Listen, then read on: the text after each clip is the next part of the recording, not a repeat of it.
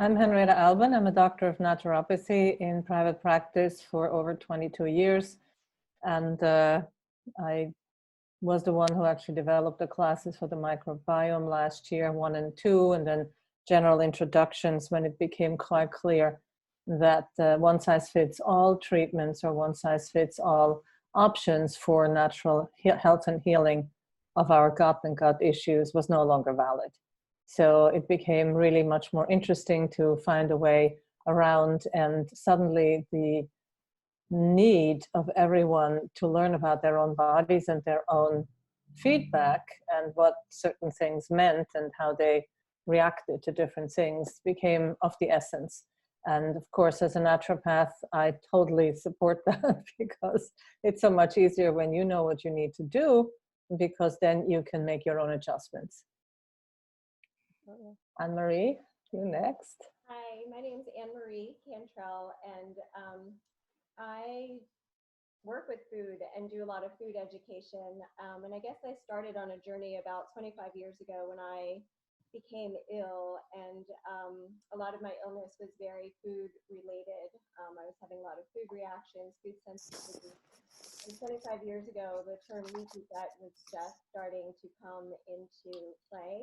And I didn't understand what it was, but I ended up going on this journey of really trying to heal using food, and I did not want to use any pharmaceuticals.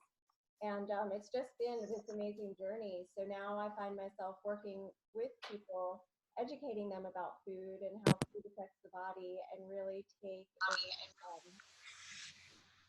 use gut health, as this very foundational piece, that we always work with. So how do we always continue to increase our immunity, feed ourselves well, heal the gut, heal the brain, all of that kind of stuff. So I'm really happy to be a part of this tonight. Awesome. Thank you. Thank you both. And thank you everyone else for taking the time to be here. And where did you ladies want to start? Well, we have a little bit of a list, don't we? We have a little bit of a list. It's a very, very large topic. There's a lot of different facets. So I know we kind of had a little bit of a layout, so I will let you take the lead. Well, we were talking together, Anne-Marie and I, this afternoon, that we would start with what is digestive health, how does it work, what is the microbiome, etc. And then if people have questions, like Courtney suggested, put it in the chat in the bottom there, so that we can answer them as we go. This is an interactive class. Absolutely. Do you want to start, or do you want me to start? Start with your info and then I'll jump in. Yeah, throw me the baton, right? Okay. Well, I don't think digestive health needs a whole lot of introduction, because you eat, you digest, you poop. That's pretty much the shortcut. It goes, it's a long, long pipe, goes in the top, comes out at the bottom, and the alimentary canal with its different curves and twists and functions and input from other parts of the body is what creates the digestive liquefaction of the solid foods that we eat, that eventually leads to digestion, metabolism, absorption ideally, and the nutrition that our bodies need. The good news about this is that our bodies are super smart, so we don't have to manage it at all. We have to be aware of it, and we'll manage it as soon as we have any kind of discomfort. So digestive health is probably the single most important issue of human health and immunity. They have been saying for ages that all disease and all health begins in the colon. So this is small and large intestine. What has happened in the medical system, and what many people are aware of, is that in general, diseases related to the gut have been relegated to different organs. So you have liver disease or fatty liver, you got pancreatitis, which is an itis is always an inflammation, okay? And you have stomach cramps or acid reflux. Obviously, these are symptoms of an overall inability for the body to manage digestion. And how about you, Anne-Marie? You have always such a good viewpoint. Do you want to add to that? Yeah, I think we're going to end up talking about, how we've become so far removed Yes. from, how we exhibit digestive health, because there's so many things, that kind of have gone wrong. Should I jump into those? Or, Yeah, I mean, we said we were going to have fun and having a conversation. So you all forgive us if we're not following a program, which you didn't have anyway. So I think we're fine. Go ahead. Well, so for me, like I was telling a little bit of my story, and it was kind of like, I was 25 years old when I discovered that I did not have a healthy gut microbiome, and nobody ever really told me, what that was. And I never really knew, but, looking and doing more research, we really have gotten so far removed from the way our ancestors ate and the way our ancestors prepared their food and the way our ancestors, provided healthcare, the way healthcare was provided for them. And so for me, it's always this idea of as within, so without, right? And so what's happening inside our bodies, I always look at as a mirror of what's happening outside in our general environment, right? And if you just happen to look outside, or you drive, through parts of Berks County or Lancaster County, we see these fields of corn and soy and canola, and our farming system is based primarily on this very highly intensive system of using monocultures, where there's just, one plant crop species that's planted for thousands and thousands of acres, right? So that in and of itself, you have this lack of diversity in the plants, and you also have this lack of diversity in the microbes in the soil. And when there's lack of diversity in the microbes in the soil, we lose nutrition in the plants, and that equates to us, right? We're not eating these really nutrient-dense foods. Lack of microbes in the soil equal lack of microbes in our gut, so that we don't have this, really healthy functioning digestive system anymore. And since the early 1990s, or possibly even before, farmers have been using genetically modified seeds for things like corn and soy and canola and sugar beets, which make up about 80 to 90% of our processed food system. And the issue is that all of these things are sprayed with Roundup, which is glyphosate, which, attacks our gut microbiota. So we're starting at this, kind of like this negative equation, kind of, in terms of our health, because of the way our agricultural system is set up, the foods that we're choosing to eat, if we're eating a lot of processed foods, high sugar foods, if we're under constant stress, if we're not sleeping well. So I think it all, plays a role into, how our bodies are working and digesting, and how strong our immune systems are. It is valid to include the environment on every level, because if this was 50 years ago, we might be able to get away with just talking about our health and finding supplements that work and do probiotics and fermented foods and basically try to nourish ourselves as best we can. But 50 years into this, plus it's been more than that, but 50 years into this, we simply can't. And there has to be taken responsibility by everyone. And we are no longer able to just go to, someone who will tell us what to do. This is truly now our own responsibility. And what comes into this, when Anne-Marie speaks about all the thousands of acres of animal-related feed and the glyphosate in the ground, the glyphosate is in essence what destroys the mucosal lining of our large intestine. The large intestine has very tight junctions. So tight junctions, if you imagine the lining of your intestines to be like my fingers are, and then you get glyphosate and it forces them open through a function or through a substance called zonulin. And when these are open, and we just speak about the gut junctions, then all the unprocessed fecal matter and undigested food matters, along with all sorts of bacteria, can easily enter our bloodstream. That's not where you want it. There is meant to be a very, very careful barrier as to what actually gets through. And the thing is, we're talking mostly about the tight junctions in our gut, which leads to SIBO, or, you know, like a leaky gut. Leaky gut is the tight junctions that have been forced open. And we cannot fix that by ourselves unless we change diet completely. One aspect of the glyphosate that most of us know about, I'm sure that many of us are familiar with gluten intolerance and the problem of celiac disease, is the glyphosate used on commercial wheat is also used to dry the wheat after the harvest so that they can process it quicker. And they also put the glyphosate into the fields right off the bat. They put glyphosate into all the fields. The ones Anne-Marie mentioned, the commercial fields of soy and alfalfa and corn and all of that. These are animal feed. So now you imagine that the animals, their tight junctions are also destroyed. Whatever else it does for them, to begin with, they are already being fed meat, feed that is not compatible with their stomachs. A cow or a steer, whatever you wanted, it's a cow-like, has four stomachs.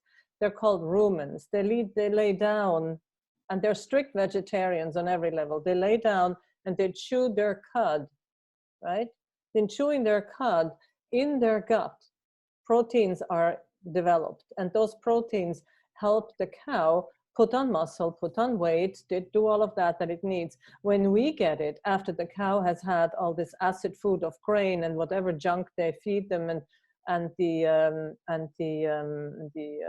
growth hormones and antibiotics, by the time it gets to us, it destroys our digestive system. So in essence, you've all heard this before, I'm quite sure. But what happens is that the tight junctions, once opened, lead then to inflammation, intense inflammation in the body, weaknesses in specific areas. Anne-Marie mentioned stress. That just adds to the compounding issue of everything that can go wrong there. And suddenly we are loaded with allergies. We can't handle this, we can't handle that. For us, our gut has become our enemy. It's been really, really difficult to educate ourselves. We don't know what to eat. This person says that, this person says this. So again, know thyself is a really important requirement for keeping yourself healthy. The soil health is where we're going to go next, I guess, right? I mean, all of these substances that are put in the soil, especially glyphosate, are straight antibiotics. So what that means, they destroy all the soil-based organisms.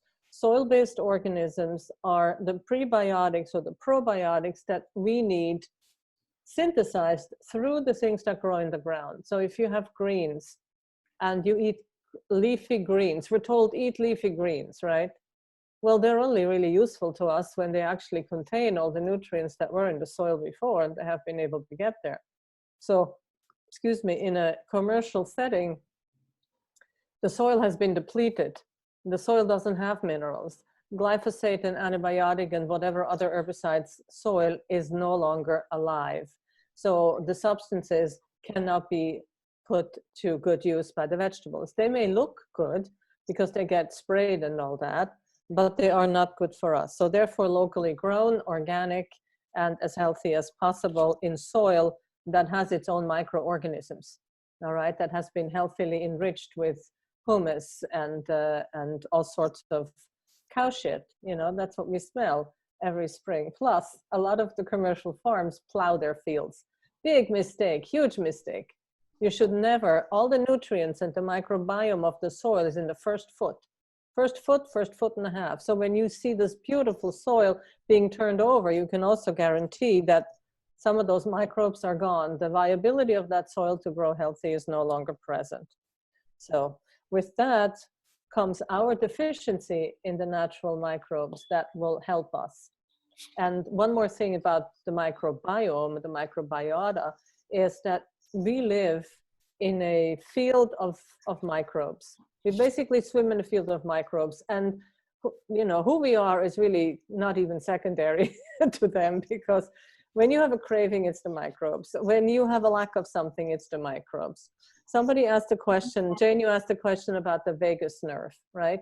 The vagus nerve is an important connector between your perineum, which is between your, for women, vagina and your anus, right up through the body to the top of your head, goes right through the brain. It branches in the gut, it branches in the lungs, it actually wraps around the lung stem so beautifully.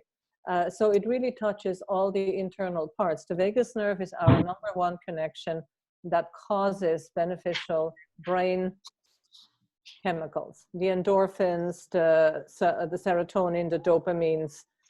Some of them are grown other places as well, created, but the primary informant for the brain and mood is the microbiome, and the vagus nerve is the transport system. And when our nervous system from stress or lack of sleep is not working, we end up in a place where, when the substance isn't there, the vagus nerve can't transport it, and when the substance is disturbed, you don't want to go back, I'm telling you. Bridget, can you mute yourself? Thank you. Then what happens is that the microbiome, the vagus nerve junctions are cut. What helps with that are castor oil packs. What helps with that is CBD oil. All right, similar effects. It restores the connection from the nervous system to the vagus nerve. Does that answer your question, Jane? Okay, great, thank you. So, Anne-Marie, I saw you lean forward a few times. You have to add things. Yeah, and I'm sorry, I'm on a new computer, so I don't know why the audio is so bad, but, I just wanted to go back, when you were talking about the soil and all of the microbes. I think it's really important to understand that we live in this symbiosis with all of these bacteria. In the soil, they're all over us. They're on our skin, they're in every opening that we have. And so we have this relationship with them, right? And I think it's really important to understand that when we're talking about like the microbiome and we're talking about all of the bacteria that are then located within our digestive system, what are their roles? What is it that they do, and why are they so important to us? And why do we want to make sure that we're keeping them healthy? So some of the things that these bacteria do are they help us extract energy from our food that we're eating. They produce essential vitamins and minerals that our bodies cannot make on its own. So things like vitamin K, some things in the vitamin B complex. They help regulate the immune system starting very early in life. So, there are folks that say that the majority of our immune system, about 70 to 80% of our immune system, is actually located in our gut with this microbiome. It helps balance the pH in our intestines by creating lactic acid when they need to. They break down and prevent the production of different bacterial toxins. And they also help protect us from environmental pollutants. So things like mercury that might be in our food system, for eating fish, those bacteria can actually begin to break down the mercury, bind to the mercury in our digestive system. Things like plastics and pesticides and radiation, all of those xenobiotics that are coming into us from our environment. They help normalize serum cholesterol and triglycerides. They help break down and rebuild hormones that are in the body, protect us from food poisoning and these other pathogenic bacteria, help regulate glucose levels, increase the availability of other minerals like calcium and copper.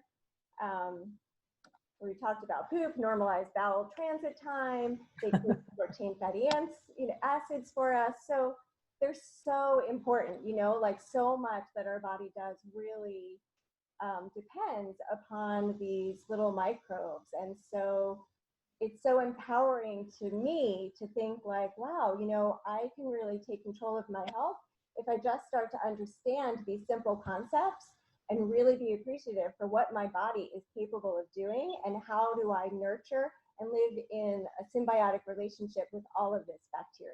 Does that make sense? It's beautiful. That brings me to a topic we didn't actually cover, but which is equally as important, and that is especially now to stay out in nature.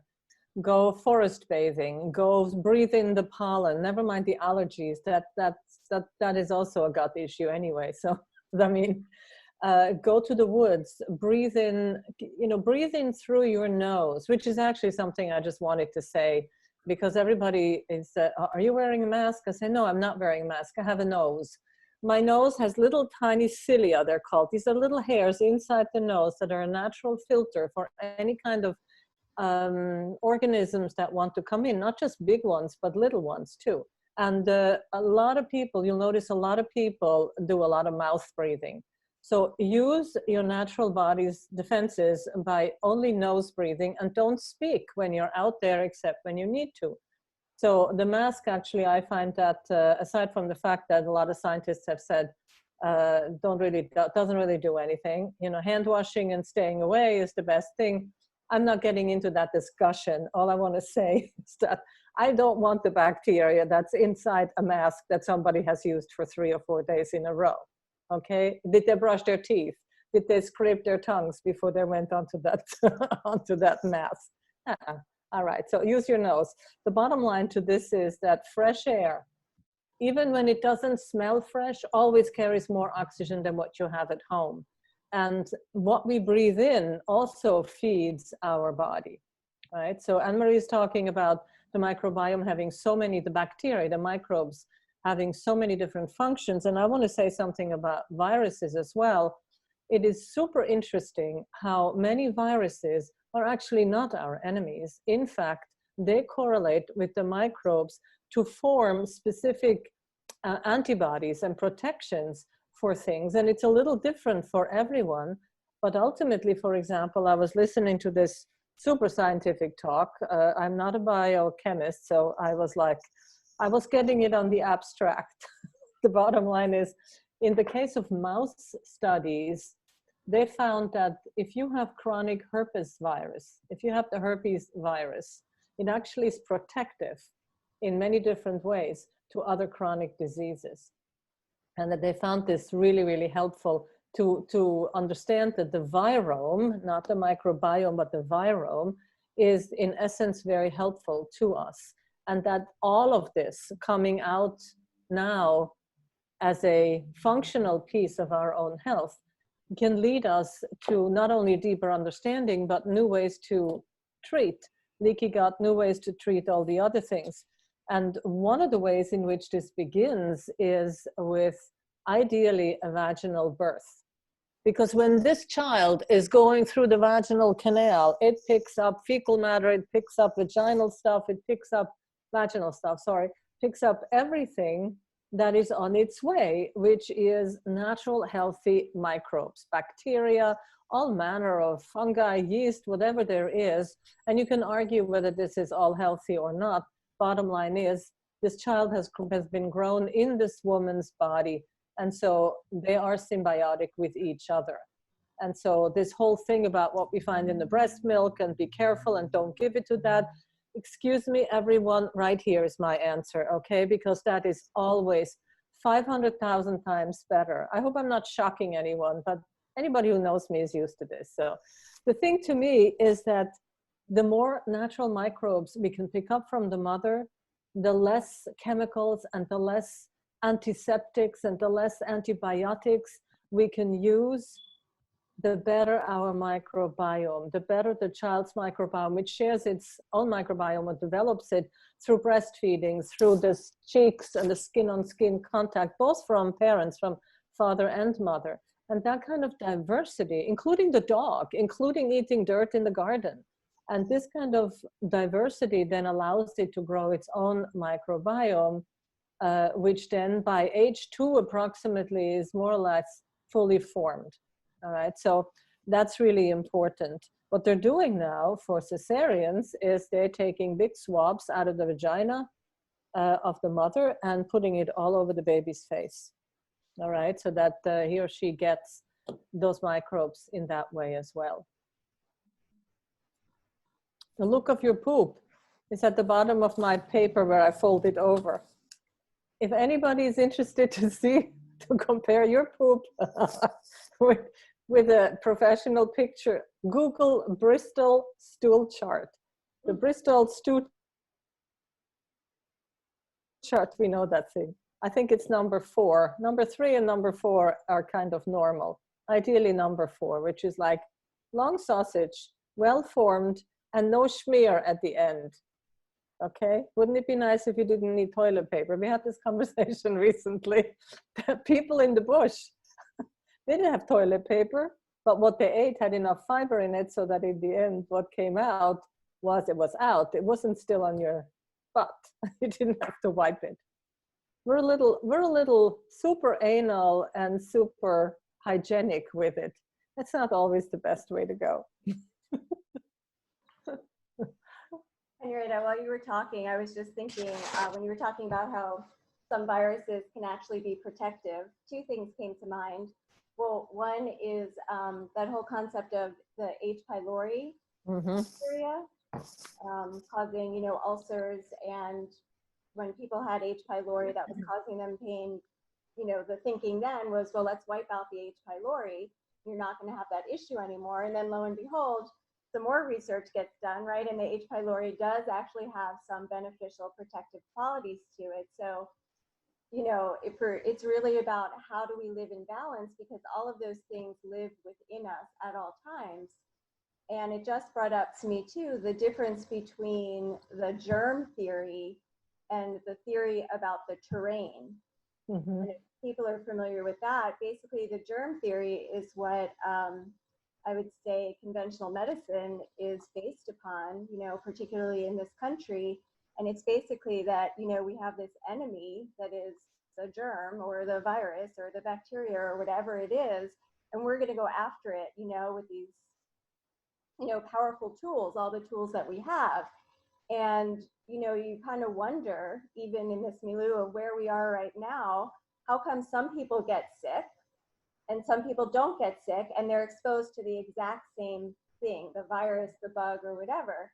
And so really there's this beauty in understanding that it's not about the bug, it's more about the terrain. And that terrain is our microbiome. And it's what these bacteria are able to do to protect us. That is our immune system, you know? So it's kind of comforting now to be talking about this when there's so much fear out in the world right now about this virus, you know, coming and attacking us. And is it really the virus? You know, let's go back and talk about our terrain. We're talking about, you know, what are the best things to use? How are we going to get rid of it? Nobody's talking about how do we keep our immune system strong? How come we're not in nature, you know, and we're not gardening when we have this, you know, shelter at home? Go put your hands in the soil, then eat it, you know, like lick your fingers. Don't go in and wash your hands right away. Eat that soil, get some good bacteria in your gut, right? You know, how do we cook for our families? You know, start shopping at the farmer's market, because, you know, if there's one thing that this whole pandemic has showed us is that our food system is really, really unstable, and we need to go back to local, and that's where we're going to get the most nutrient dense food. So anyway, just those ideas kind of came to me, you know, at this point. And the funny thing is, you know, I'm sure people are familiar with Louis Pasteur, who is the father of pasteurization, right? And he was definitely based on the germ theory. There's a story that when he was on his deathbed, he said, I had it all wrong. It's not about the germ, it's about the terrain, right? And how long has it taken us to try and catch up with that? But that's where we are now. And I think this is where we need to go, really, to ensure that, you know, we have strong health, strong immunity, and that it gets passed on to, you know, generations. Yeah, I love that. Which one more thing to the viral mania, the pandemania. Sorry, I like making fun of things. I'm not saying that it doesn't exist, but it's a little overblown. And I think in time we will find how much it is overblown. Alcohol kills 60%, or 60% alcohol, sorry, kills most of everything.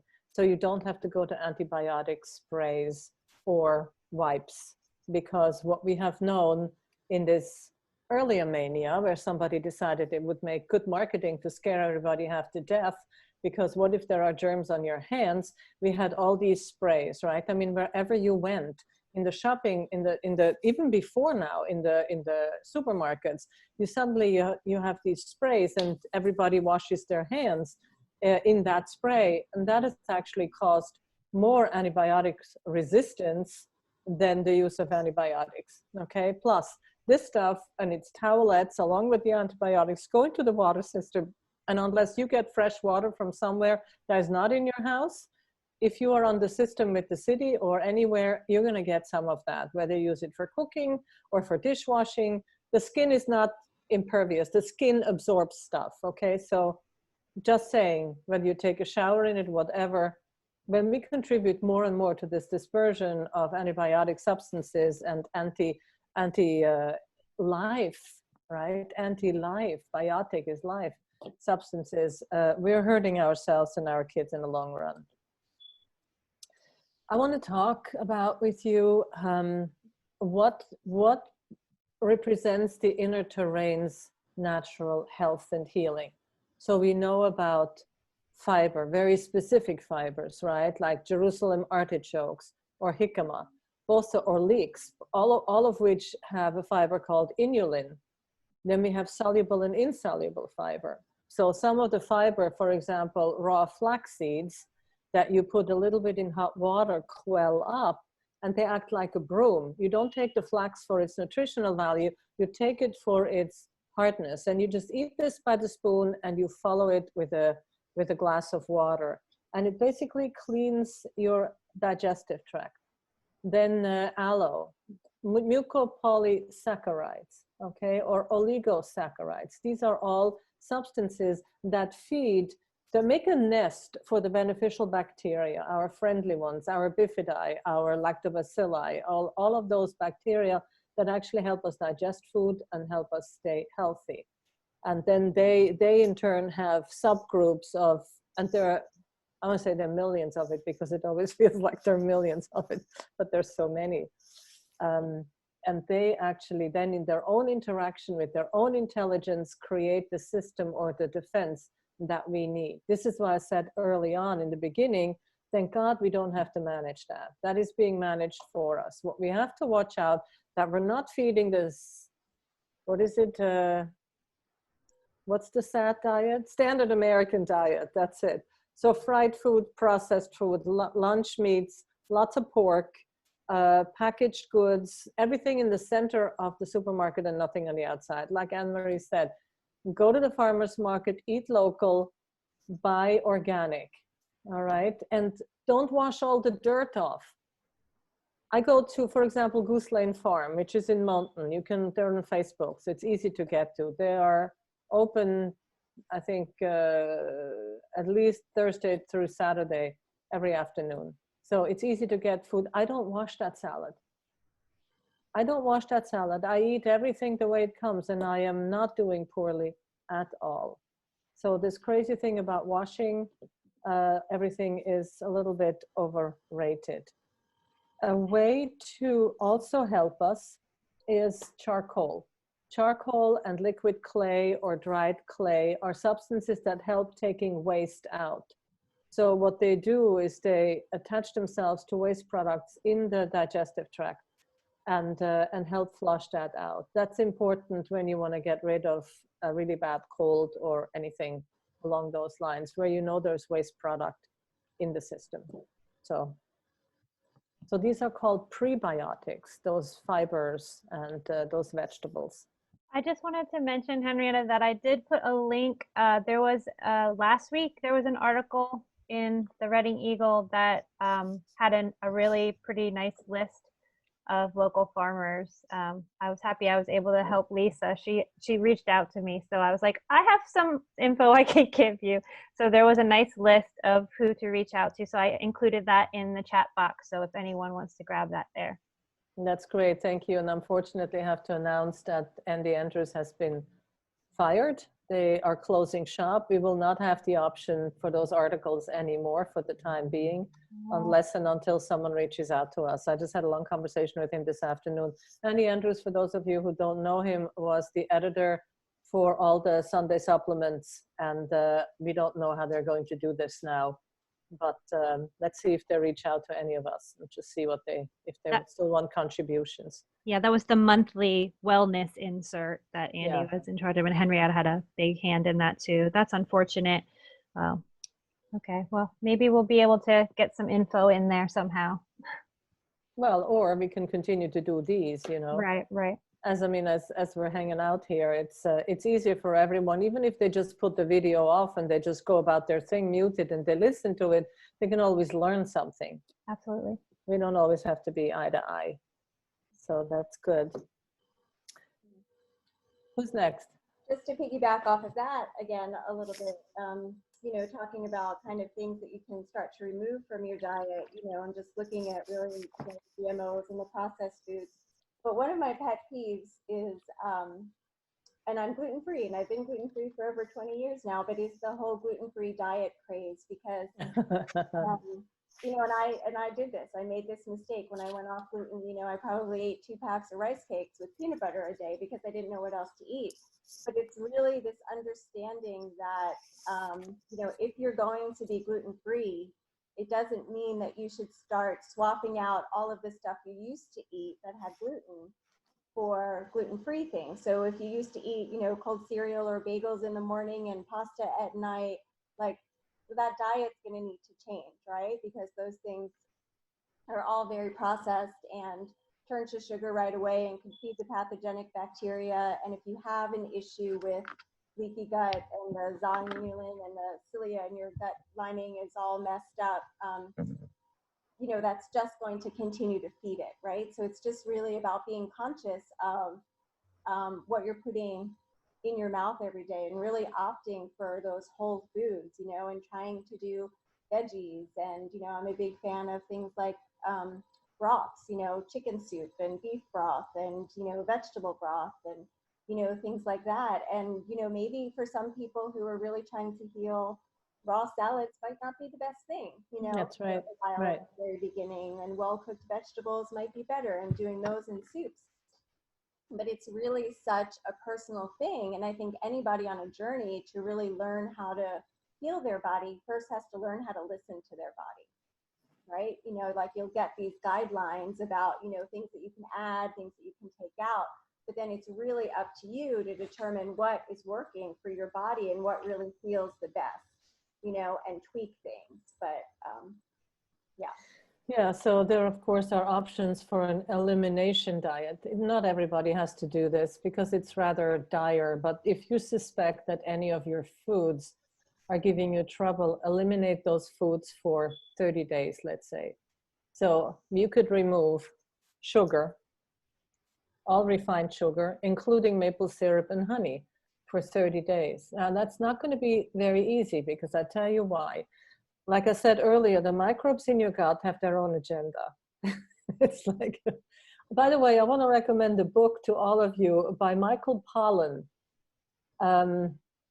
It's a very slim volume and it's an easy read, but it talks about how the tulip, the potato, and some other things, the apple, I think, made themselves indispensable to humans by making themselves super available. It has something with desire in the name of the title.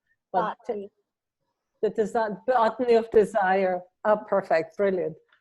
An absolutely fabulous book that opens your eyes when you think that our microbes are just one-sided, stupid little organisms that they automatically run from one to the other because of impulses. Think again, that has a consciousness, just like each vegetable has a consciousness. When you start looking at life in that way, it gets a whole new viewpoint, especially when then you look at engineered food that has been made in a factory with substances like soy protein used in different ways, you know, or those cereals have absolutely nothing to do with grain, right? Was at some point grain.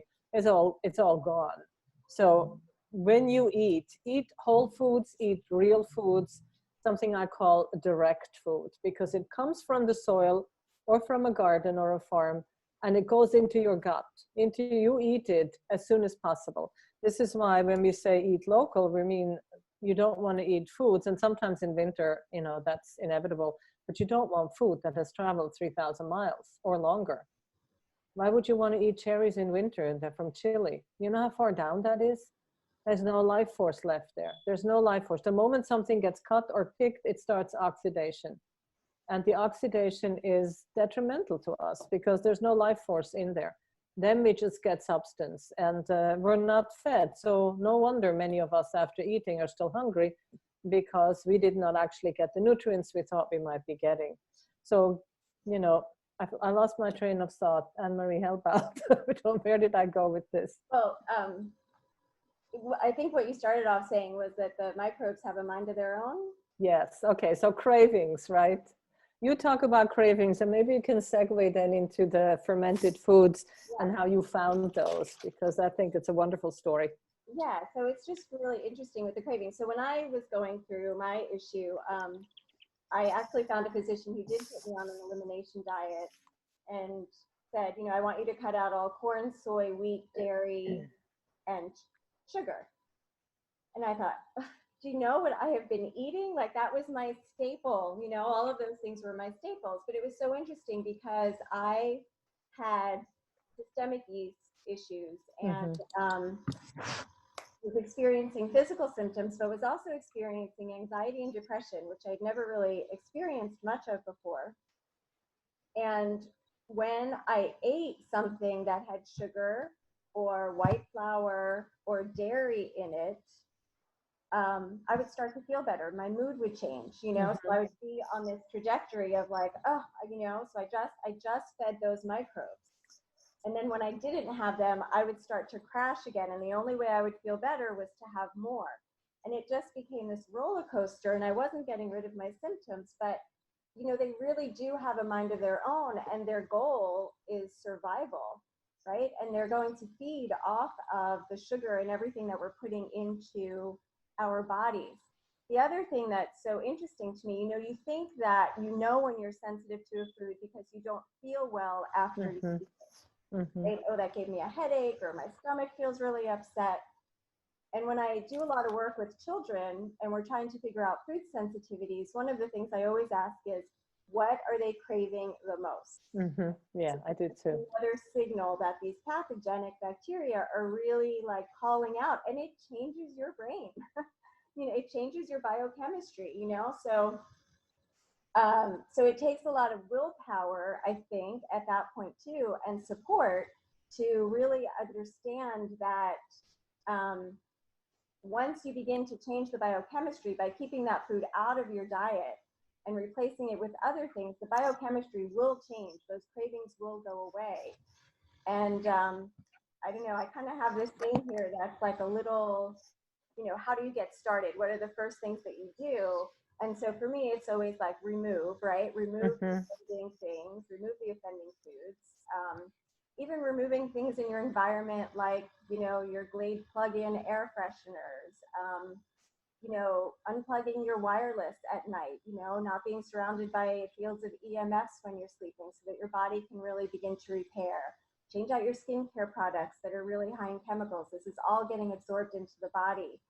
And then after you remove things, you one by one start to replace, you know, and for me, it's always about baby steps, because I find if you go full speed ahead, you know, where it's like, okay, today I'm eating a donut, but tomorrow I am going to just eat, you know, like chicken broth and vegetables. Like you're going to hit a wall, right? And go back through the drive-through. It just doesn't work that way. So about baby steps, what are the things that you can start to replace easily? And then it's about re-inoculating your gut, right? So how do you then like remove something and then put things back in so that you can begin to heal that gut lining, begin to get a better proliferation of those beneficial bacteria to really repair, and then you retain that, you know, and it's all about maintaining that. So like Henrietta said, you know, one of the things that I did was got introduced to fermented foods. So things like sauerkraut and kimchi and pickles. And when I talk about fermented foods, I'm talking about traditionally fermented foods. So these sauerkrauts have absolutely no vinegar in them. They're not heat processed at all, but it is a very ancient tradition of food preservation. And now we know that there's all these health benefits associated to it. And one of those is that as your cabbage is fermenting, right, it's just made with salt, the cellulose on the cabbage gets broken down by the salt, and it allows all this lactic acid bacteria to come in and begin to eat up all of the carbohydrates in the vegetables. And so what you're doing is creating this proliferation of basically these beneficial organisms. So when we start eating, you know, a little bit of the fermented food, what we're doing is basically, you know, giving food probiotics to our beneficial gut bacteria. The way this was discovered, I think, had to do with milk in the ancient times before Monsieur Pasteur came and decided to heat the hell out of everything, in that they found that when milk was going over, that it still had beneficial effects. All right, and it had beneficial effects for the whole body, not just for the stomach, and that too was an interesting way in which the former, you know, the, what do we call them, the original people ate mushrooms and ate things from the soil and ate wild greens and foraged through the woods. All of those contain microbes that were very helpful. You know, the hunter-gatherers. The hunters were important, but the gathering was even more important. Okay, because, and why do wild animals go for the liver first? Right, it contains all the most life factors of the animal that was caught or slaughtered, and you know, men go for the heart in an enemy, which is like, okay, whatever, but the smart people go for the liver. So all of this ancient knowledge has gotten lost, especially in America, among non-traditional societies, because it just has been eradicated by way of marketing and the boob tube, you know, it's like television, which does not bring us much of anything. How long, I wanted to ask you, how long do you ferment your vegetables, and is there a difference from one to the other? Yeah, so honestly, it really depends on the time of year that I'm making the ferments, because it is very temperature dependent. So ideally, it would be fermented at about 70 degrees, and you could go for, you know, about 2 weeks. Now, you'll read in a lot of books with a lot of recipes that people think the fermentation happens in about 3 days. I don't think that 3 days is nearly long enough for anything to happen. And I always look for an acidity level that'll be around pH of about 3.8, you know, is pretty much what it comes to on the pH scale. So it's going to have a sour flavor to it. But the interesting thing with fermentation is that at the very get-go, when you start to massage your cabbage with the salt, I don't know if people here make their own sauerkraut at home, but if you make it in a glass mason jar or something and leave it out on your counter, pretty immediately you're going to start to see bubbles. So that's the carbon dioxide that's forming as all of these, you know, beneficial bacteria are being created. And the bacteria that's being formed actually go through all of these layers. So day one, you know, you'll actually get things like E. coli and, you know, Clostridia and all of these things. And as the ferment develops, more of the beneficial bacteria, you know, the bifidus bacteria, all the lactobacillus, really proliferate. So those things die off. You know, the E. coli, there's no E. coli in, you know, sauerkraut, right? You would hope, I don't think. But all of it's in our gut. It goes through this kind of progression of bacteria, and that progression pretty much happens between 7 and 14 days. You know, so sometimes I'll have 2 weeks. Now, if it's really warm in the warehouse where I keep my krauts stored, sometimes I'll jar them after a week and then let them sit in a cooler spot in a jar for about another week or two before they're really ready. But in terms of the proliferation of bacteria, you know, probably about 2 weeks. And then I think the longer times really are based on people's flavor profiles, what they like. If they don't like a really sharp, sour bite to their sauerkraut, they can let it sit out for less time. And then also if there are issues with histamine, so if you're getting a reaction from eating the sauerkraut, because it does contain histamines, and you know, one of the things with the leaky gut is people can be very reactive to some of the histamines. The longer the sauerkraut sits, the more the histamines are broken down. And I think that's probably about 3 months. Like I've had people ask me to do a 3-month sauerkraut for them to break down the histamine. So I don't know if that answered your question. I think it's perfect. Yes, you certainly did. Because in speaking to others who have made fermented food and in my own looking at it, and I don't have a lot of ambition in that direction, mostly because my kitchen is really small. So having a big jug with a stone on it or a really heavy weight on it doesn't always work for me. I make my own kombucha, that's enough. But the 90 days makes a lot of sense. But I want to say that in comparison to, well, would you say that the 90-day pH then at the end is that, I mean, you can't go much lower than 3.8. No, it's just more of the flavor profile. It doesn't get, okay. Yeah, it really doesn't go much lower. Okay. The thing that I do want to add is, so I make also some brined vegetables, right? So those are just vegetables like carrots sitting in a salt brine that's traditionally fermented as well. And I've had people say to me, oh, you know, I took the brine from your carrots and I just added more carrots, so I'm fermenting my own. And I'm like, oh, but I hate to tell you, you're just getting the flavor of the brine on your carrots. They're not re-fermenting, because the fermentation needs to go through that process from stage 1 where the salt is added and all of those bacteria start to proliferate, then die off, then proliferate and die off. So your end product is not going to have that. You're just going to have the end product of whatever bacteria ends up at the end.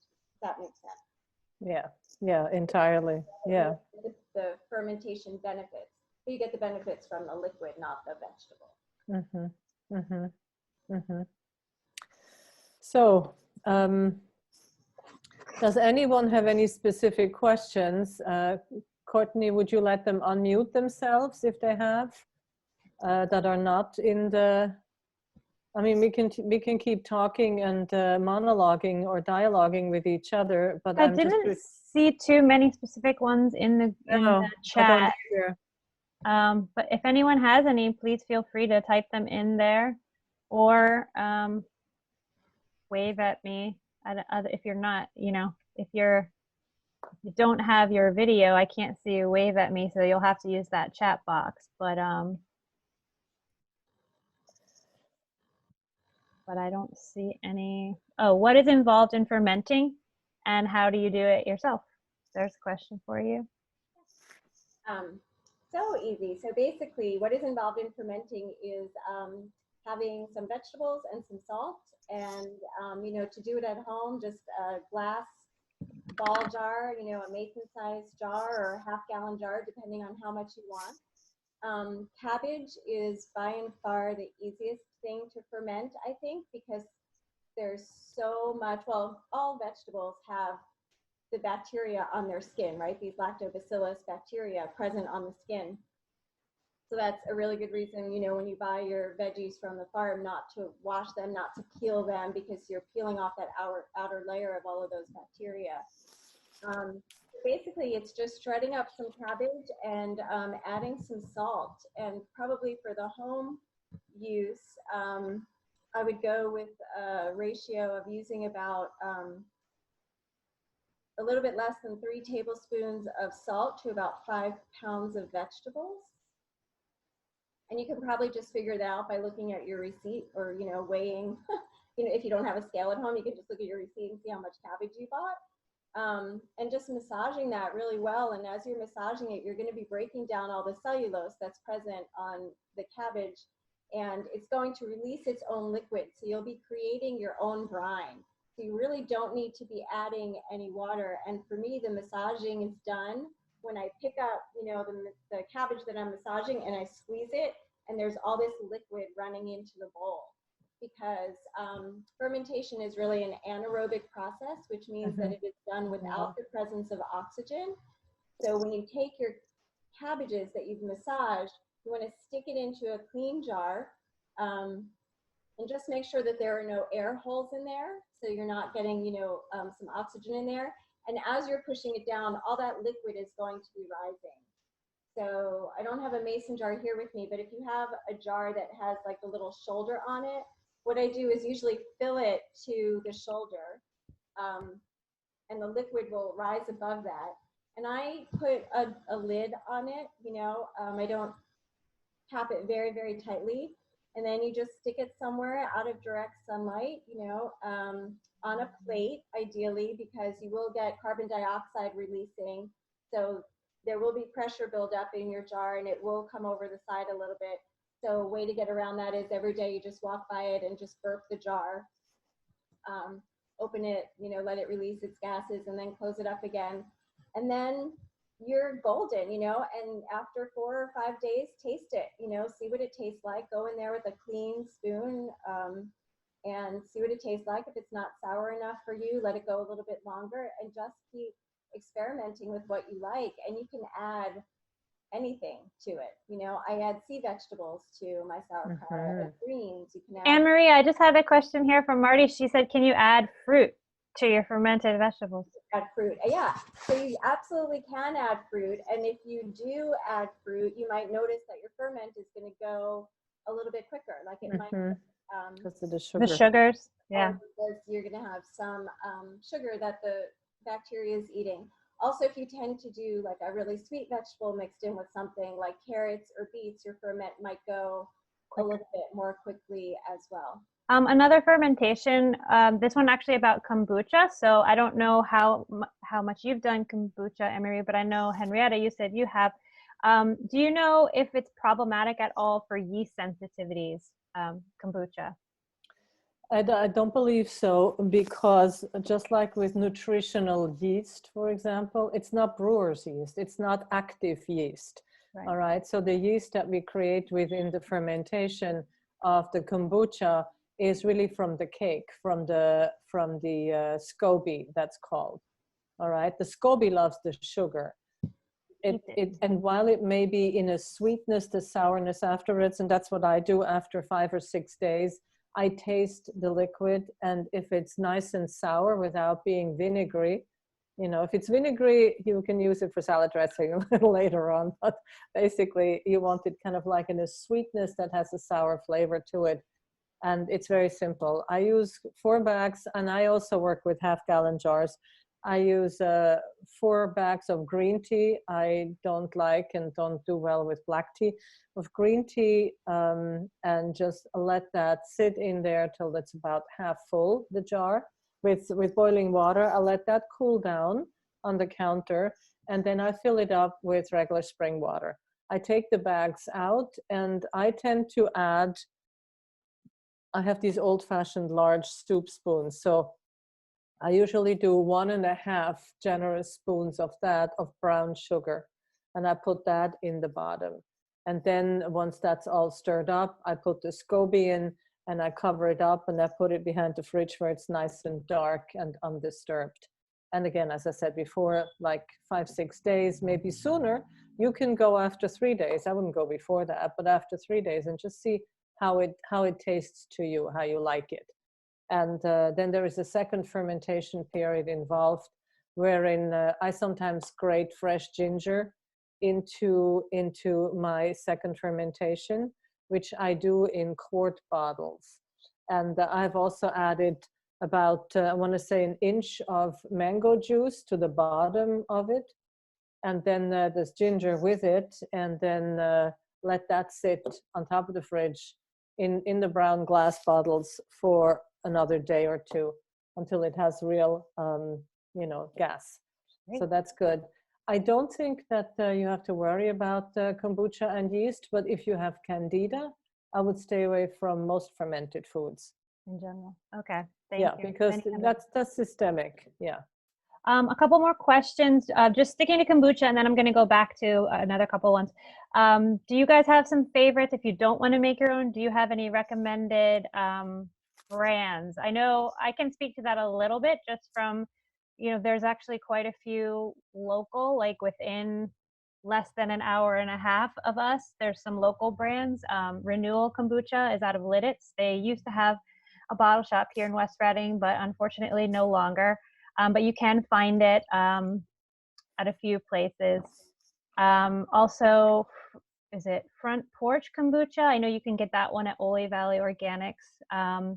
Baba's Booch, which is out of, is it Westchester? No, Phoenixville, which is also a really great brand. Do you ladies have some favorites? I know that's my short list of local ones. I know there are some you can buy like at Giant and Target. I just don't know. I can't speak to their quality or their processes. They are subject to the health department, which always Right. screws things up. It's never really the original product. Marty at Farmhouse Kitchen has some renewal, and I think the other one that and you mentioned, Baba's yes, is on and tap. actually renewal also at Ole Valley store. Actually, I believe Redner's even usually has one tap over near the liquor area. They have a tap of renewal there at the Why Missing store. Okay, cool. A couple other questions I'll go back to. Naomi, back to going to preparing your fruits and vegetables. She was saying that she's always been told to wash her vegetables with apple cider vinegar. So can someone speak to the cleanliness again? I know usually when we talk about veggies and using them, we're talking about organic veggies, but can you guys speak to that a little bit about just kind of the cleanliness of the whole foods we use? I think we covered that in the general opinion that if it's organic and locally grown, you don't need to go to the lengths. You're better off taking the apple cider vinegar with your meal or right before your meal, so you have it in there. And it actually, promotes a balance within that is beneficial. She's got it. And we have one from Bernadette. You mentioned that one shouldn't go from 0 to 60 when it comes to healing your gut. So what are the best changes to start with? So how do you kind of implement small things and then lead up? Can we kind of go over that quickly, or over that a little bit? Anne-Marie started talking about this. Yeah, we started that. I think removing, that's where I was going to go when I lost my train of thought. Anne-Marie, talk again about that, please. What do we remove first? So I think finding, some sort of balance for yourself. So just being really conscious of removing anything that that you're sensitive to, so anything that that you're having a reaction to. If you drink a glass of milk and then you're doubled over in pain a half hour later, taking that out of your diet. And looking more closely at what's in your pantry right now. What are the things that you're cooking with? What are the oils that you're cooking with? For me, oils is probably one of the biggest things. That is also probably the easiest thing to change in terms of making a healing stride. So really looking to make sure that you're not using vegetable oils like soybean oil and corn oil or canola oil, and staying with cold pressed olive oil. And, I really love butter, and I really love ghee, which is a clarified butter. And ghee just has so many amazing health properties as well. And ghee is actually, the milk solids are cooked out of the ghee. So if you are sensitive to the protein molecule in dairy, the casein, it's cooked out of that. And just really start reading labels on things that you are eating that is processed, any packages that you're bringing into your home. And I think that, glyphosate with the GMOs, it's such a ubiquitous problem because, like Henrietta was saying, it's not just on the GMO crops. It's also sprayed as a desiccant on many of the grains, many of the beans that we use. Mm-hmm. And to be quite honest, when you're out shopping and you see something that has that non-GMO verified label on it, that has the little butterfly on it, to me that really means nothing, because it's telling you that, okay, so the corn, it wasn't made from genetically engineered seed, but it's really not telling you that it hasn't been sprayed with glyphosate before it was ready to harvest. So there's nothing to tell you that it's glyphosate free. And glyphosate is really, the crux of the issue with all of that. And understanding where things are hidden, like corn syrup, high fructose corn syrup, dextrose, anything that's made from corn, that's really hidden in all of those things. Citric acid is made from corn, right? So becoming, a sleuth of all of that. And then just really starting to look at what is it that you eat, what is your diet like? What are those things that you're craving? And this is a lot of the work that I do with kids too, because you don't want to pull, quote unquote safe food, away from kids. You want them to eat the stuff that they're willing to eat, and then how do you scaffold it so that you can begin to change it, right? So I don't know, what's a good example? I'm just looking up the fruits and vegetables that are the 10 most polluted ones, that we definitely should avoid. I mean, I know you mentioned processed and GMO, but ideally you get, Bernadette, you get, are you Beth's daughter? Yeah, that's Beth's daughter. Okay, great. Well, welcome. All right. It is helpful to know that anything that has man's hand in it, other than help grow it, is a problem. All right. So any processed food, well, and in addition to that, you probably don't do cow dairy anyway already. Cow dairy is really not necessary at all. We don't need to drink another animal's milk. And the cheeses from it, while delicious at times, dehydrate our gut, because the large intestine's function is to separate fiber from liquid, okay? And to press the liquid is what nourishes the walls of the large intestine. And the fiber pushes through peristalsis the matter out, and that's your poop. So when we talk about cheese, and we eat lots of cheese, and we eat pizza and all of that, it becomes this massy, sticky mass, this gooey mass where all the liquid has been taken out. And like with white bread, you can play ping pong against a wall with Wonder Bread if you roll it up, because it's just, so anyway, all of those processed foods where man has their hand in it, and which is packaged in plastic, and animal products, and that are not from the farm, fresh grown. And I'm not against, I personally don't, but I'm not against people who want to eat meat. That is a personal choice everyone has to make.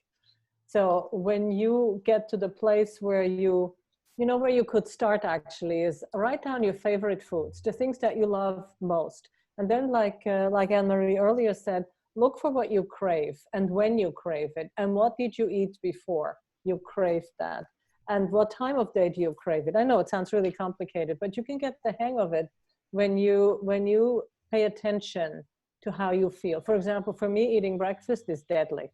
It doesn't matter what I eat, I am tired within an hour and a half of eating breakfast. It does not work for me. My digestive system is so used to intermittent fasting now that I digest lunch and I digest lighter in the afternoon, but nothing in the morning. So that is something you can find out. There is no one size fits all, like I said in the beginning. Does that make sense? I think probably the easiest way to really begin a healing journey is to, if you don't cook meals for yourself in the kitchen right now, is to really start to get back into the kitchen and really experiment, and like Henrietta was just saying about the liquids, and that's why I love broths and soups and stocks. I think they're such an incredibly healing food, because if you're making a stock from chicken bones or a chicken carcass from leftover, the night before, your body really doesn't have to do so much work to assimilate all of the nutrients in there, right? If your gut is messed up, you're not eating foods that are hard to digest. It's very easily digested.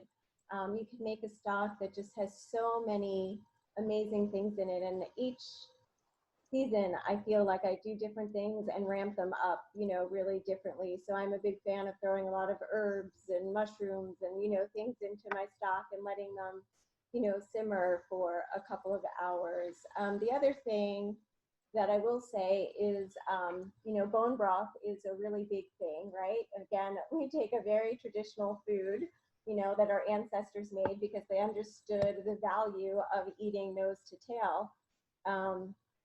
And, you know, there's a lot of talk out there about, you know, I just made my 72-hour chicken broth, you know, and it doesn't have to be like that. It doesn't have to be that long. It doesn't have to be that hard. And quite honestly, I would say that if you're really at the beginning stages of trying to heal, you don't want a very long cooked bone broth at all. You would rather a very short cooked meat broth. And by that, I mean just, you know, 2 or 3 hours, where you just tend to get the meatier pieces, the meatier bones, and just simmer them off a little bit. And that will help seal your gut before you get on to the bone broth, you know, the longer cooked bone broth. That's a little bit of a more complicated issue, you know, with how the digestion works with that cooking piece, but it doesn't have to be hard. It really doesn't have to be hard. And, you know, and really figuring out what satisfies you. And the other thing I wanted to say about cravings too is a lot of times it could be near dehydration that we're thirsty as well when we're craving something, you know. So if you find yourself craving those sugary foods, have a glass of water and wait 20 minutes and then see what you're craving. And also, as you start to introduce the fermented foods also have this ability to quench your cravings, those sweet cravings especially. So, you know, but again, it's something that you have to start with and start slowly with, and, you know, tablespoon a day, see how you do with the sauerkraut, and then increase it as you feel like your body's ready for it. Something we didn't mention that I just wanted to bring up. I know what you guys are going to say already, but I think it's worth bringing up. I don't think we talked about it yet, unless I didn't miss it. I think I was paying attention pretty well, but probiotic supplements. So I know some people that, you know, you learn a little bit about gut health and then you're like, oh, I can just take some probiotic pills and everything will be fixed. So I know, you know, just what kind of advice or warnings do you have for people who think that might be an easy fix? And I know we always resort to whole foods and food sources first, but what do you guys have to say about supplements? Because I figured it's usually a question that people ask. So yes, it's not working so well. Again, we talked about the inner terrain, and it needs to be prepared. You can throw any amount of probiotics down the toilet in essence, and because there is no taker in the gut. The large intestine doesn't have it. The digestive, like acidophilus. Acidophilus used to be the #1 go-to. I remember like 30 years ago, acidophilus was everybody should have it. And it's true because it does help us digest and absorb the food. But ultimately what you want to do, you want to start with good fiber products. Okay, so for example, the microbiome loves inulin. So you have jicama, which is available at the Giant, or you can get it online, but make sure you pay attention that it is nice and beige and smooth, no holes and no brown spots on it, because then it's already fermented inside. It looks like a rutabaga and it's delicious. You can eat it cold, whatever you want to do with it. The other one is leeks. Leeks are easily available. You can just cut up some leeks and have them with quinoa, or cut up leeks as a base for a broth, for a vegetable broth, or just in a stir fry. Sprouting is really healthy, and sprouts themselves have a lot of growth factors, because they are at the beginning of the most oomph that they will have before they become something bigger. So that is also really important. And then there are three products I wanted to mention, because I was just going to go where you led us. Thank you, Courtney. You're welcome. And that is to counter the glyphosate. Many of us have found a product extremely beneficial, and that's called Imbalances. So imbalances.com, and I see Courtney already getting ready to post it. I find that what it actually does, it is a very clever product, and it was developed by Dr. Zach Bush and his team in Virginia. They found that humic and fulvic acid, which are part of the soil-based organism sequence, if you will, were really acidic for the body. And I have personally, when I would take them, I had the same impression. This product is alkaline, and what it actually does, it promotes the communication of the microbes in the gut as if they were actually working together. And that helps then also heal the tight junctions in the gut, and tight junctions in the gut and in the brain, and wherever else there is an osmotic pressure exchange from the fluids. So it's really important. That's imbalances, and you can order it online. You can order it for a little less at Moms for America. On their website they have it, or also at Kimberton Whole Foods and imbalances.com. It used to be called Restore for Health.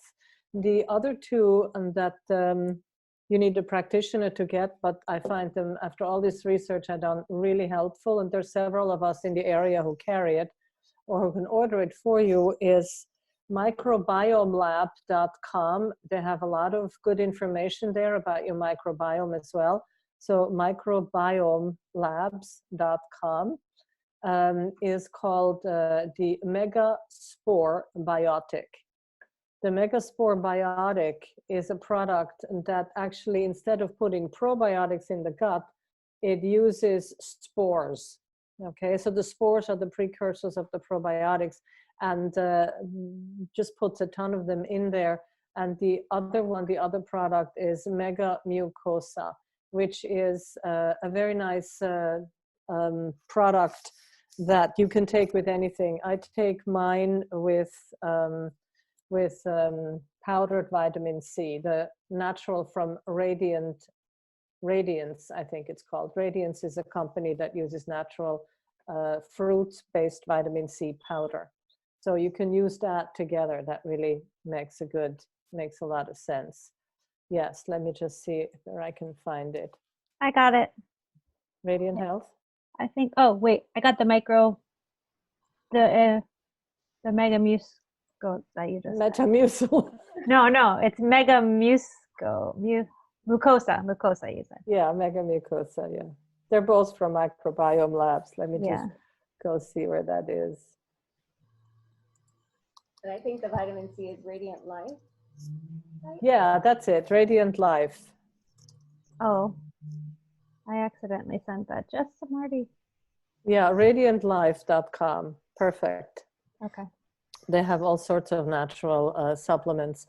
And because it's natural, it will not tell you how much to take per se, but they have a tiny little scoop in there. And I usually take 2 scoops. Actually, that's what I've been drinking. This is not Essentia water, but I mix it up with the Megaspore Biotic, with vitamin C, and sometimes with an electrolyte product.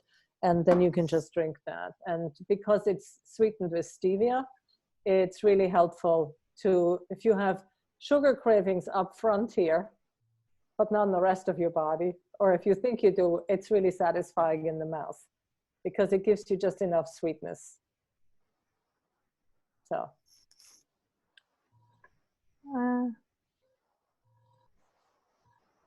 The jicama, by the way, is available at Giant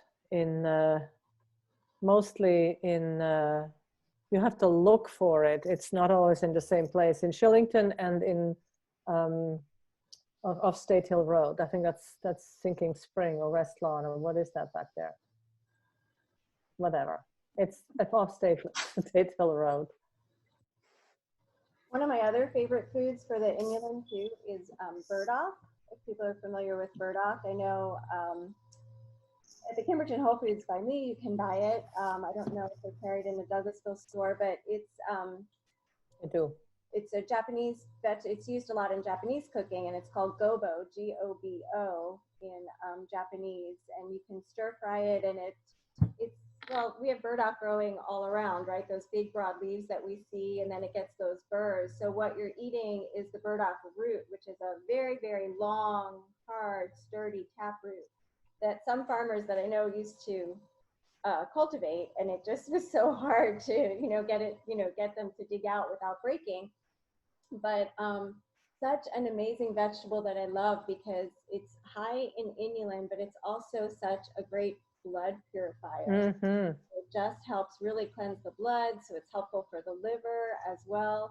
And it's really delicious stir-fried with some leek or onion and ginger, carrot and some burdock slices and a little bit of sesame oil, and it's delicious.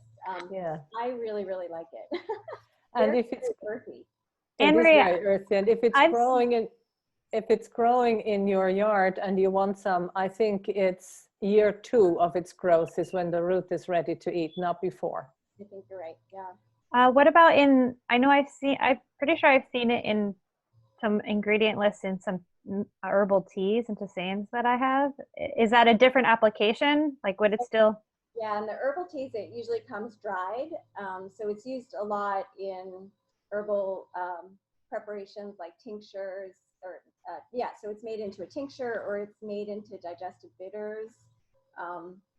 It's a very supportive herb for digestive bitters, and you can make a tea with it. And I was saying to somebody, I guess, I don't know, a week or 2 ago, but a while ago I had made some burdock tea. I had some fresh burdock and I put it up for tea and I simmered it for a little while and drank it, and it just felt really soothing. And I left the burdock in the water on the stove, and when I came back it was bright green. Whoa. So there are all these, I guess, like antioxidant properties in it as well that releases out of the vegetable, turns the water green. And then I did it with some dried burdock last week, had my tea, went back, left it sitting in there, and that was green. But I wasn't freaked out to drink it this time because I knew what it was. Do you think it's high in copper? Is it high in copper? I don't know, I'm asking. I don't know. Because, with the iron we have red. Yeah. It kind of looks just like branches cut up, doesn't it, when it's dried? I'm pretty sure I have a bag of it in my tea cabinet, and I was like, I'm pretty sure that's what it is. I'll have to try that experiment and see if it changes color.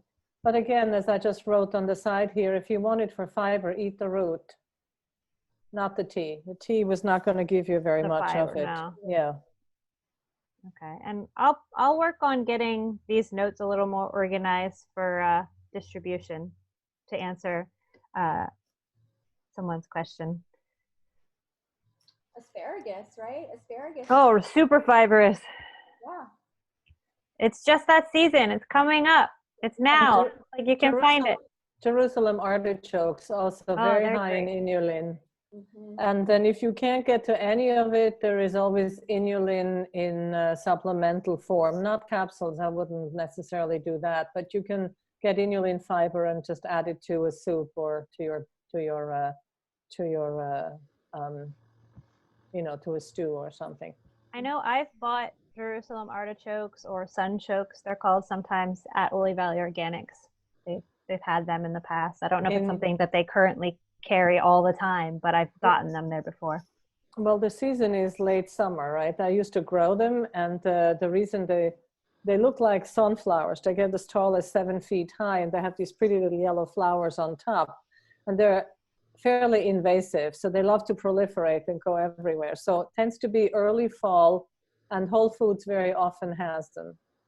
And there are these large knobby, look like the color of, again, jicama and potato. I just love root vegetables. I'm like totally addicted to them. So to me, I enjoy that a great deal. Oh, go ahead. Sorry, a question from Marty, actually. So when people are working to increase their fiber and enriching their microbiome, what type of gas and bowel changes can you expect when you're working on your fiber? I think that's another thing that's kind of like, you got to ease into it, right? When it comes to adding fiber to your diet, if you're not used to it. I think so. I think anything you change drastically, you want to ease into it. So add it to what you're already eating. See how that's compatible before you make a meal of it. I'm someone who goes cold turkey or extremes one way or the other. And I must have a really strong digestive system because I'm not knocked out yet, but it does cause gas and things like that. Another way to look at it, I sometimes have gas, and that I have now identified as eating too fast and not chewing well enough. And that has no smell, because also I don't do animal at this juncture. All right. So when you have gas and it's really smelly, or you have poop and it stinks, or it's really schmeary, that you need more fiber.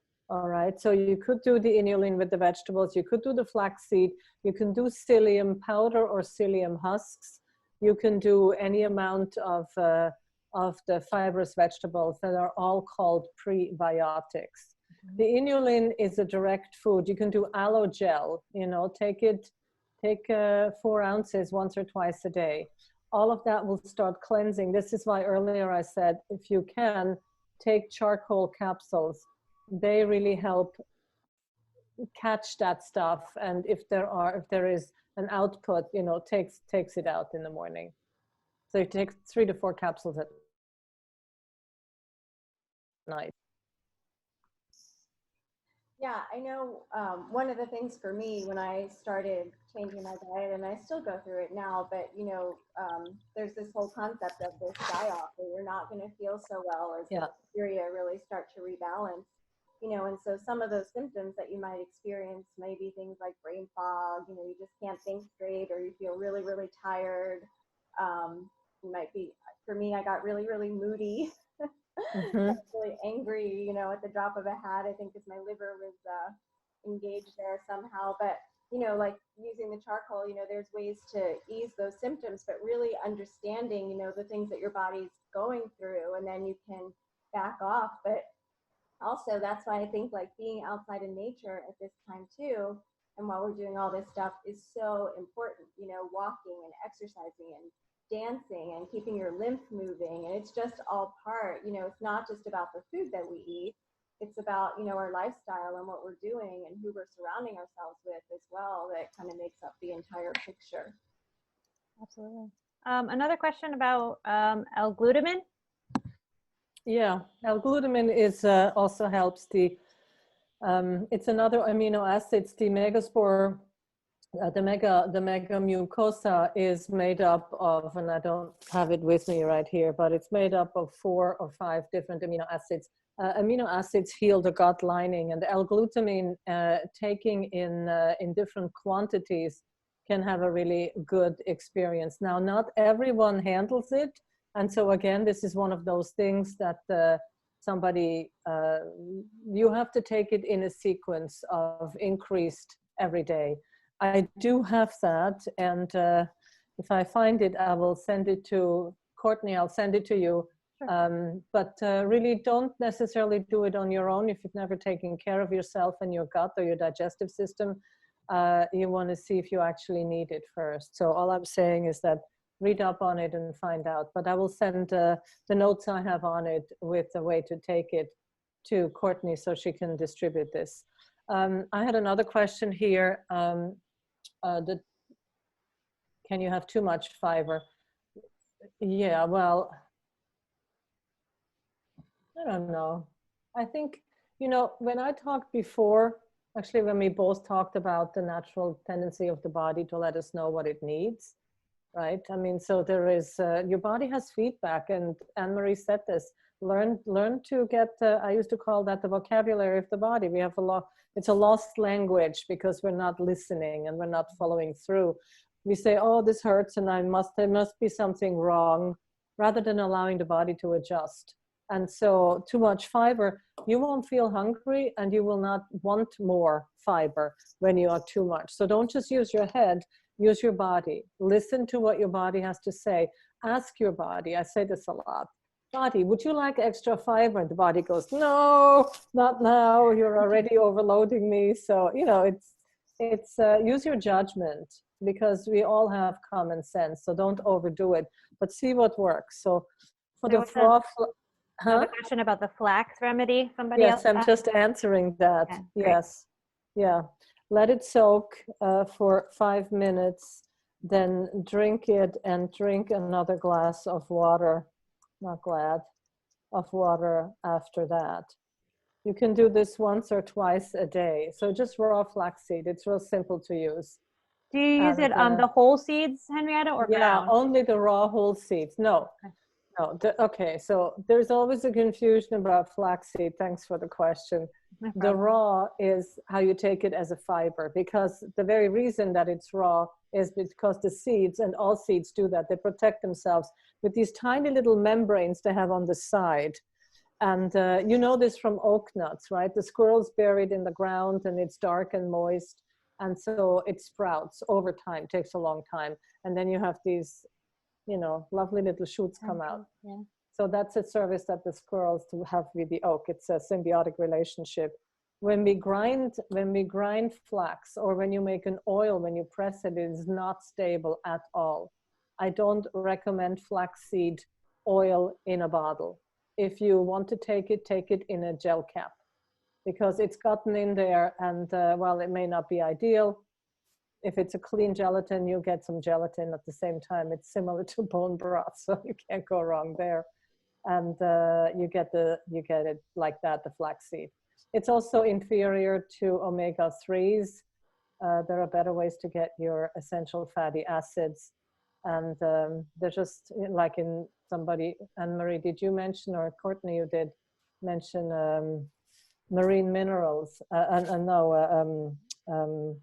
marine vegetables. Oh yeah, that was Anne-Marie. Yep, they're great.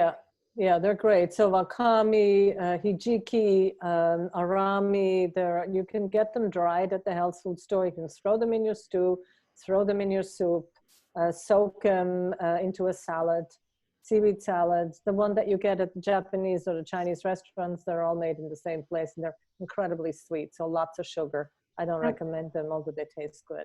And they're one of the few plant sources of B vitamins, right? Oh, what? Yeah. Oh, no. for sea vegetables. Sea vegetables high in kelp, in sea minerals. Mm-hmm. So trace minerals mostly. If you want a B complex in herbal form or a general multivitamin in herbal form, moringa powder. Actually, Marty at Farmhouse Kitchen offers that together with, it is an unbelievable drink with an avocado and the moringa powder. It's really delicious.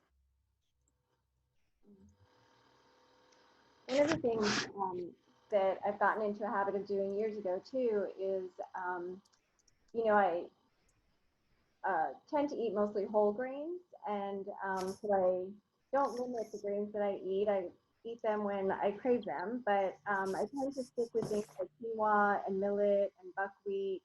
I really like teff a lot as well. But when I'm making the whole grain, what I'll do is soak it before I cook it. Mm-hmm. If there are issues with digestion, it's a lot of times easier to soak your grains for about 8 hours, you know, or do it overnight, basically in just some acidulated water. So you can use, you know, a squeeze of a lemon, you know, maybe 2 tablespoons of lemon juice into a bowl of water. And the way I do that is I just rinse the grains. So if I'm making quinoa, I rinse the quinoa, which you need to rinse because it has a lot of saponin on it. So it's very soapy. And usually people who don't like quinoa say, well, you probably didn't rinse it, you know, because they can be very, very bitter. But rinse that off and then put it in a bowl where it's covered with water, add about 2 tablespoons of lemon juice. And then I keep it on my counter overnight to, you know, soak. And what that does is a lot of our, you know, our grains and our nuts and our seeds and our beans have these enzyme inhibitors in them that make it very difficult for us to absorb all of the nutrients from it. So by soaking them, we're breaking apart those enzyme inhibitors and we're allowing more of that nutrient, you know, to come into our body. And when you're dealing with, you know, gut issues and absorption issues, you know, it's really important to, you know, kind of do everything that you can so you're preparing your food in such a way that your body's going to be able to assimilate all of those nutrients. Yeah, that's actually true for all the things, for all the, even the nuts. If you get, for example, I soak my, my Brazil nuts overnight and then let them dry on a cookie sheet for the rest of the day or the next day, and then put them in the fridge. Nuts contain oils, and especially since the way we get them is already out of their shell. I mean, when I was growing up, we had peanuts and almonds and Brazil nuts and walnuts always in the shell. That is its natural protective shield so that you could actually keep them for storage. But the way we get all these nuts is really by way of ready-made in a plastic bag already filled, you know. So, and then keep all your nuts in the fridge, keep your oils in the fridge except for coconut and olive oil, If you're still cooking with vegetable oils, keep them in the fridge. That is also true of grapeseed and avocado oil. They're a little fragile. So yes, you will see with the quinoa in particular, it may say on the label triple washed. You still have to wash it again. I mean, I do anyway, but yeah, that's a good point. Yeah. And then some of the other things that I like to add into my regimen too are just some of, you know, herbal teas that tend to be really healing for the gut and the gut lining too. So it's funny because we just moved to this property where we are now, outside of Birdsboro. It's almost 2 years now. And when we moved here, there was plantain. Oh, nice. People call it a weed, but it's actually a very medicinal herb growing everywhere. And they call it white man's footprint. So it's like broad leaves, you know, just all over lawns basically. And there was plantain everywhere. And I thought, wow, okay, I'm going to take this message and I'm going to start, you know, making some tea with plantain. So I would harvest it, wash it, put it in my dehydrator, dry it, and start using it in tea. And plantain does have some healing properties for the gut, along with like calendula. I like to add things like tulsi or holy basil just because it's such a nice herb and really nice to get, you know, some soothing. The other thing that I've been using, and I have to see, Henrietta, tell me if you've heard of this, is agrimony. Yes, I can't picture it now. So it's, I don't know what it looks like, but I bought the tea, and so it's leaves, and then I have read that the flowers are used, I think, in Ayurveda as an anti-parasitic. But what I have read, and I cannot find it for the life of me right now, is that agrimony in particular helps restore the tight junctions in the gut. It's homeopathically available too. I'm Oh. pretty sure no, agrimony is a Bach flower. Yeah, that's interesting. Okay, well, that's good to know. You can look for what it looks like online under images when you just Google agrimony. It's a pretty yellow flower. I wonder if the seeds are available somewhere. I don't know. Yeah, I mean, I don't know, you know, how it would grow here, but I would definitely look into getting it. But so I've started using that in a tea concoction because I've heard it's supposed to be good for healing those tight junctions. Nature has given us everything we need, hasn't she? We are so blessed to live in a place that it's not too horrible with the pollution. I'm not talking about the city of Reading, but the rest of the county. And we can always go north and do some foraging. Right now, for example, the young garlic. The young garlic is alive. You want to pick it before it goes into seed. Because then it's not so bitter. But on every walk I find some leaves. I start chewing them. I don't care what time of day or night it is. Well, not night, but day. And it's delicious. It's a little bitter, which is really a good flavor for the liver. And it has a lot of flavor. You can put that in your salad. And also, Anne-Marie, when you were talking about the plantain, you know, for bee stings or insect bites, you take the leaf and you chew it in your mouth and you mix it with your saliva, make it into a paste. And then if you have a sting someplace, you just make a poultice with the whole thing over the skin and it draws out the toxins.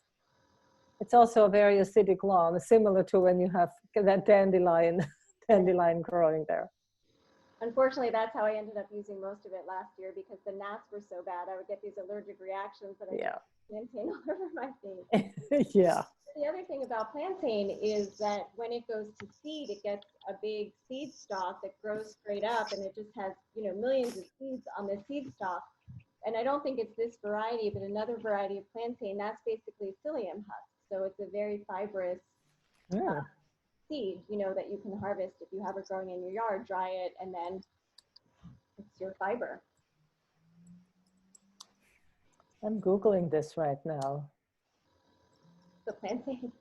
Yeah, the plantain stalk. This is cool. When it goes to seed, so there's, I don't think it's this common variety that grows here, but the Latin name for plantain is something psyllium or psyllium something or Yeah. Santiago psyllium. I don't know. Oh, look at that. Wow. If you Google that, it's very fibrous. Mhm. Cool. Cool. I had a All friend right. who came Yeah. out of the seeds once for her kids.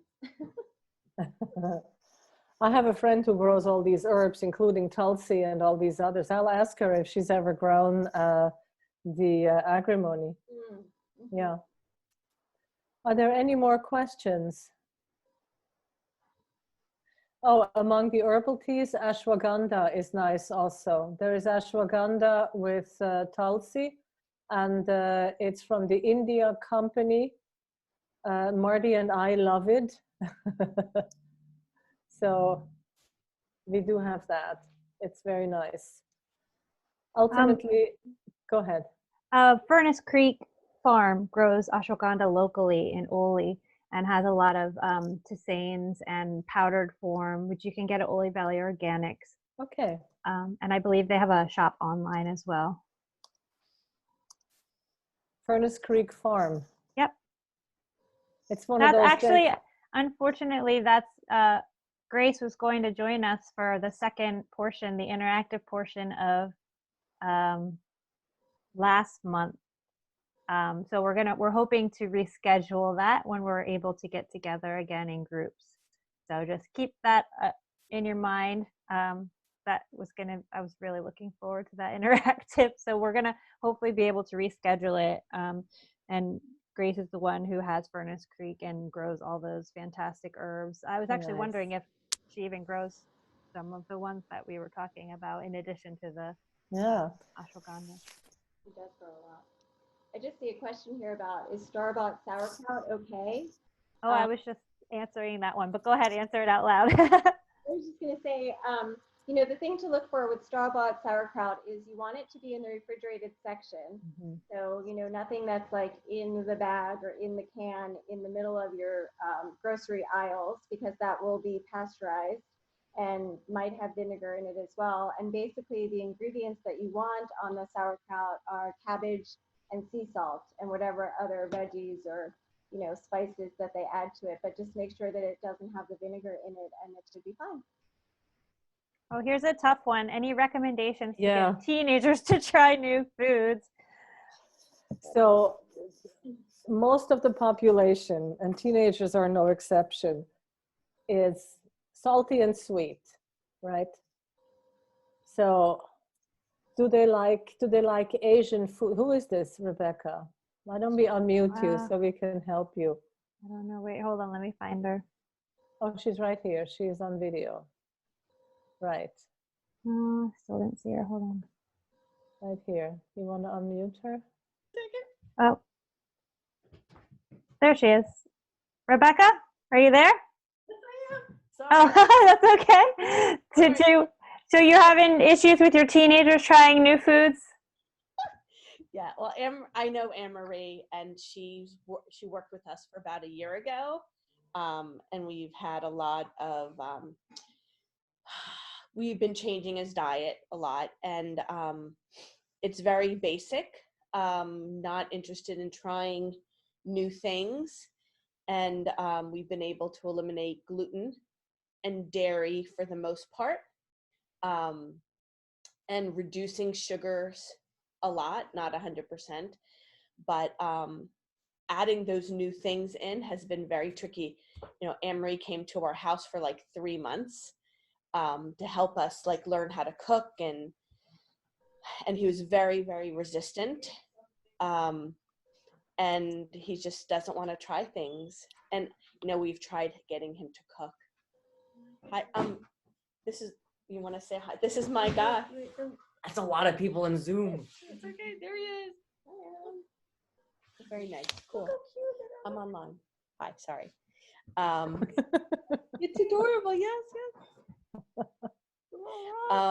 Yeah, so it's hard, you know. He loves salty things. Yes. You know, I've tried like salmon teriyaki, did not like the sweetness of it. He's tasted a few things and then just shut down. Thai. What about other Asian food? What about Thai food? Thai food. Never had it before. Never had it. No. No. It's unbelievably good. So it has a very slight sweetness, but it really has lemongrass. It has a range of very interesting tasting spices. Thai Wat is one of my favorites off State Hill Road. You can do takeout. Start with a simple tom kha soup. So tom is T-O-M, kha is K-A. If he doesn't like it, you eat it. It's delicious. Right. And it has raw vegetables in it. No, they're not organic, but they're based on coconut milk. Mhm. And it's a whole new flavor experience. I need my hand. Okay. Bye-bye. So just keep trying things. And the other thing why bother? Is he sick?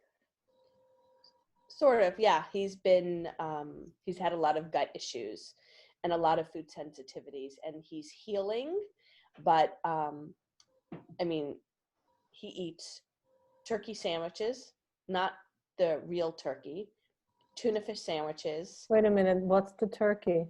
If it's not real turkey. Well, it's Whole Foods, like the deli turkey. So it's not clean, it's not organic, it's not pasture raised, It's the one that gets processed. yeah, I mean, you make a ham, it's processed, right?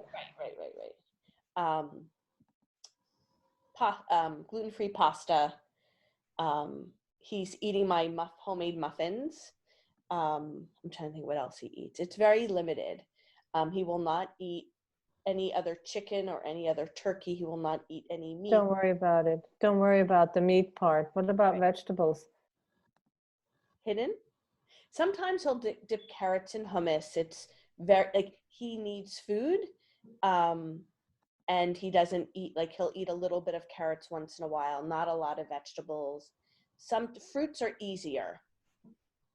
So Anne-Marie, this is your client. Yeah. Do you want to add anything, darling, by chance? Well, He's very difficult. it's difficult. It and just is, it's never cut and dry, and it's probably longer, than we have time for today to go into other issues. But, Rebecca, I don't want to talk out of line, but I know, like, we were talking about other things, like there's some adrenal issues and, adrenal fatigue, and there, could be like some parasite issues. And so then it just gets very, very complicated about how do you, start to clear those things out, so those aren't the underlying issues anymore, and then you're just dealing with then going and healing the gut. Mm-hmm. You know what I'm saying? Like, how do you start to remove, like, the pathogens, working with somebody so that they're not an issue anymore, and then you can go in and hone in on working with the gut. Because I think still it's the whole biochemistry of everything that the body is so used to, these cravings, and then it's really hard to switch gears all of a sudden because those taste buds are so based on these biochemical reactions. Right. What is his hormone? What are his hormones? How old is this child? He's 14 and a half. So they're all over the place. That's okay. You know what? My son had, we used to call it allergic to life. So there is that. It started to straighten out mid-teens. I don't know what the specifics are. And if it's biochemical, I'm wondering, is it also hormonal? Mm-hmm. Is Yeah. stress a big part of his life?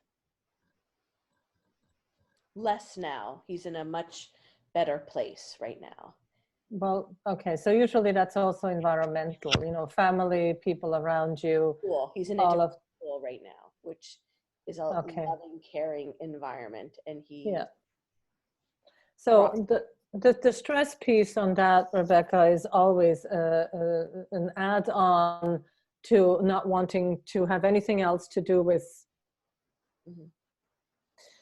a child growing up like that. And I don't need to tell you this because you see it every day, is in a defensive stand. They're learning something new. They're learning about their bodies. They're learning about what it is to say no and mean it. and they're not having a whole lot of power. Everybody has an opinion and everybody has a yay or a nay. And if he's in a school where he doesn't succeed, or maybe the environment isn't ideal or friendly, well, then everything is like, talk to the hand, I don't want any part. And so any kind of change is scary. And that happens on a subconscious level. It doesn't do that on purpose. Mm-hmm. So sometimes it's easy to just let it go. Thank you. Keep trying, but then let it go. You know, don't be attached to the outcome, because they know that, you know, they don't want to do that. Okay. We're getting close to 8 o'clock, which is when I had our cutoff time. So are there any other questions that people have that we can address before we end our classroom? Feel free to type it in.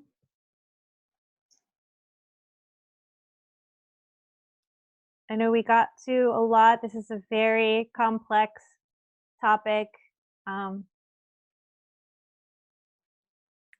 wonder if everybody would be willing to leave some feedback before you check out. That will help us see, not specifically if you have questions left, but really, did you find this helpful? Was this something you would like to see us do again? Do you have other topics you'd like us to, you know, address? Courtney, am I invading your territory? No, here? you're fine. I was just looking. Trina asked about vitamin supplements for teens.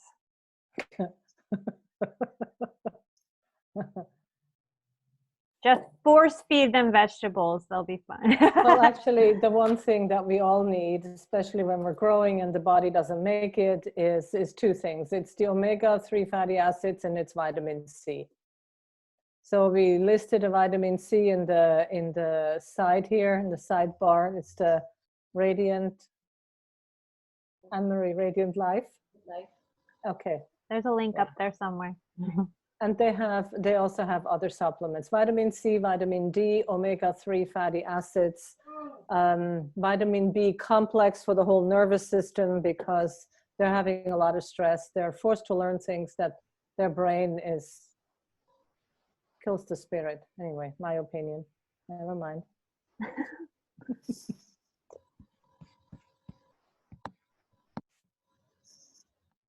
Yeah, any other questions? Or if people, I'll hang on for a minute if people want to give some additional feedback, or feel free to, you can message me directly on Facebook or on the Farmhouse page, either one. Did I hear someone mention typing up a list? Yeah, I'll try to get some semblance of a list put together, but this, like I said, this will be recorded. So anything that's on the side, I'll try to put into a little more organized list, but hopefully I'll be able to share the link of this recording so that you can always go back and listen to it again as well. Do we have the email list of everyone? Oh yeah, if you aren't on, I know some of you are on the list, but if you want to be kept abreast of these other than just on Facebook, we do have a email list that's through Farmhouse Kitchen. So if you go to the Farmhouse Kitchen website, you can sign up for I think it says either email list or newsletter maybe. If you put your name in there, then you can be put on that list that we send out, and whenever there's classes and things going on, you'll be the first to know. Courtney, I just copied and pasted this into my notes, the whole side here. So we can clean that up. I can send it to you. Okay, thank you. You're welcome. So feedback would really, really be nice. Oh, thank you, Rebecca. Good, yeah, you're welcome. Nice. And Irene, thank you. Good, glad you found it helpful. And thank you for your email address. I will add you to the list.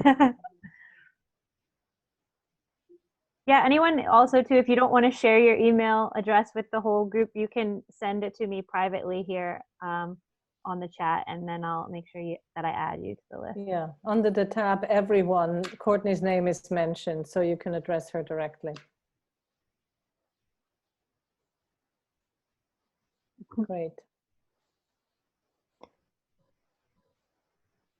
Awesome. Well, I want to thank Henrietta and Anne-Marie so much for being here, and everyone who took the time to join in tonight and listen and share and ask questions. We want to try to keep this going. You know, we don't know how long it'll be till it's, you know, safe for us to gather again, face to face.